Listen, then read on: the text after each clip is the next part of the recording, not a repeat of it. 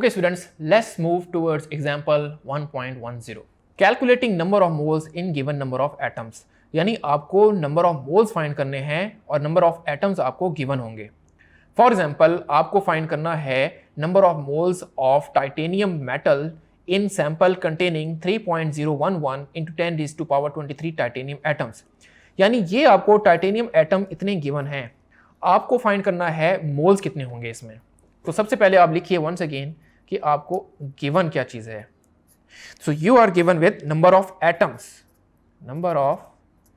Atoms जो कि हैं 3.011 into 10⁻23.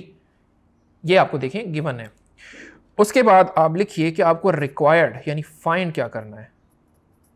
So you are required with number of moles. देखिए आपको ये मैं वन सेकेंड स्टेटमेंट पढ़ रहा हूं, कैलकुलेट नंबर ऑफ मोल्स, क्योंकि आपको नंबर ऑफ मोल्स कैलकुलेट करने हैं, तो इसका मतलब ये आपका रिक्वायर्ड में आ जाएगा. तो स्टूडेंट अब चलते हैं इसके सॉल्यूशन की तरफ.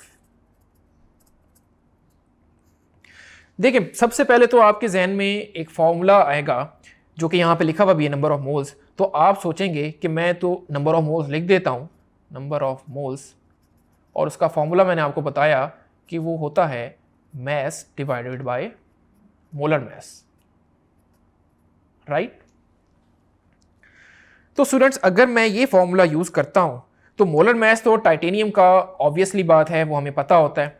लेकिन इस फॉर्मूले में क्या कहीं गिवन में आपको टाइटेनियम का मास दिया हुआ है? देखिए आपको तो नंबर ऑफ एटम्स दिए हुए हैं, मास दिया हुआ नहीं है. तो इसका मतलब क्या हम ये वाला फॉर्मूला यूज कर सकते हैं? Of course not. फिर आपको कौन सा फॉर्मूला यूज करना पड़ेगा? आपको वंस अगेन सेकंड फॉर्मूले में जाना है. और सेकंड फॉर्मूला में देखिए नंबर ऑफ एटम्स गिवन है, तो आप नंबर ऑफ एटम्स वाला ही फॉर्मूला यूज करें. नंबर ऑफ एटम्स का फॉर्मूला था which is equal to number of moles multiply with Avogadro's number. अब आप इसमें वैल्यूज पुट कर दें. नंबर ऑफ एटम्स आपके पास कितने हैं? 3.011, ये देखिए यहाँ पे शो हो रहे हैं, into 10⁻23 which is equal to, आपको रिक्वायर्ड है नंबर ऑफ मोल्स, तो इसको एज इट इज रहने दें और मल्टीप्लाई विद एवोगैड्रोस जिसकी मैं वैल्यू पुट करने लगा हूँ टू 10⁻23. तो देखिए स्टूडेंट आपको कोई समझ आ रही है कि किस तरीके से हम नंबर ऑफ मोल्स निकाल सकते हैं अगर हमें नंबर ऑफ एटम्स गिवन हो. तो अब आपने नंबर ऑफ मोल्स को यहीं रखना है. नंबर ऑफ मोल्स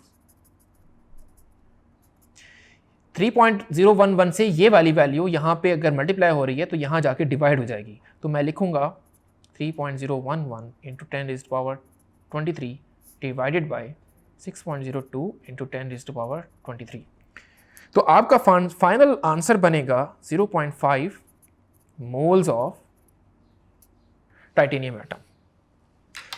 तो आप देखिए स्टूडेंट्स ये क्वेश्चन कितने सिंपल हो जाते हैं अगर आपको वो दो फॉर्मूला याद हो. सो स्टूडेंट्स आपने देखा ये क्वेश्चन कितने ही सिंपल हो जाते हैं अगर आपको सिर्फ दो फॉर्मूलाज याद हों, नंबर ऑफ मोल्स वाला और नंबर ऑफ पार्टिकल्स यानी number of atoms, number of molecules, number of formula units वाला.